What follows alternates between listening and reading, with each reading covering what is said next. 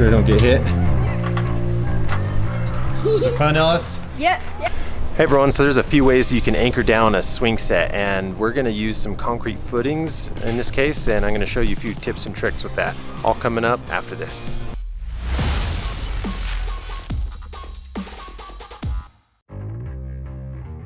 Alright, so we've had this swing set for a little while. It's a pretty nice heavy duty one, but despite that, we have some kids that are getting a little bit older, and as they get swinging on there, it just really gets rocking back and forth.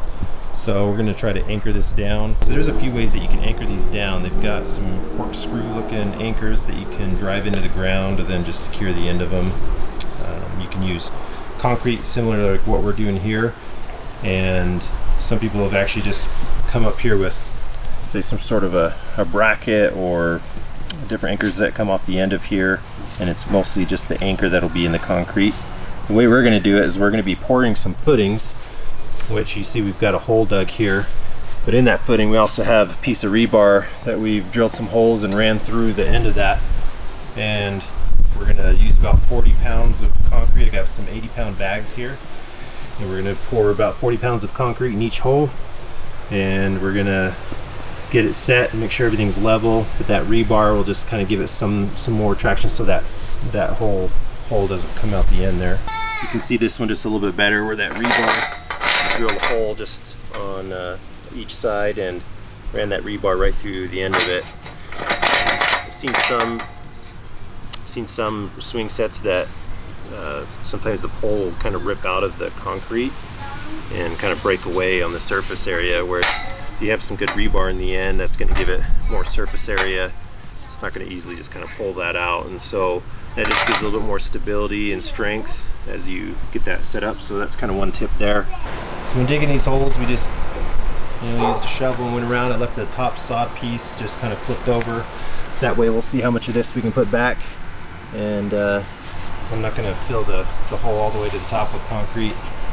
Just make sure you have a good wheelbarrow to put the excess dirt in so you can haul that off when you're done. Before I mix the concrete up, I am just going to get this swing set kind of pulled over here into these holes and just make sure that I've got each of the holes kind of dug to the depth that I want. Our yard kind of slopes that way, and so I do want to just make sure that we're happy with it being level and side to side. It's not gonna tweak the frame or anything after we get that set there in the concrete. So be sure to just kind of measure everything dry first before you mix up your concrete. So we're not even going 12 inches down, and we're gonna leave just a little bit of space on top for some dirt and see if some sod will take on top, so we don't just have these blocks of concrete in our yard. If you want to get below the frost level, you're gonna have to go probably about 30 inches, and that'll just keep that when the frost hits, it's not gonna be pushing that concrete up. I'm not too worried about this just being a swing set.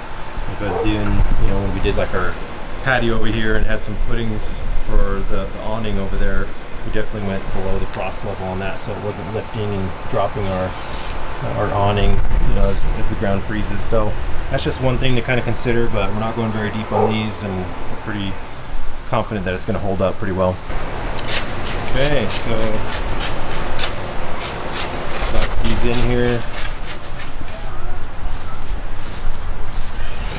Okay, so we dry fit it. Looks pretty good level wise, and we've got our little rebar in there. It's going to just help these stay down in the hole a little bit more. So you can see we've dug a little bit deeper on this side after we looked at it. Let's get that concrete in there. Okay, so we've got concrete all in there. It's just curing. We're going to give that about 24 hours to cure properly. We've got the sod that we've still set to the side, and then tomorrow will come out, and then some of it's a little bit thicker, but we'll just kind of chop the bottom off there and then put a nice layer just on top. We left a little bit of room for that. We had just a little bit of concrete left over, so we didn't get quite 40 pounds in each hole, but we got quite a bit. We had two 80-pound bags that we started with, and we'll just see how sturdy this thing is tomorrow after it cures, and see how we can get this sod in and what that's looking like when we get it all finished up.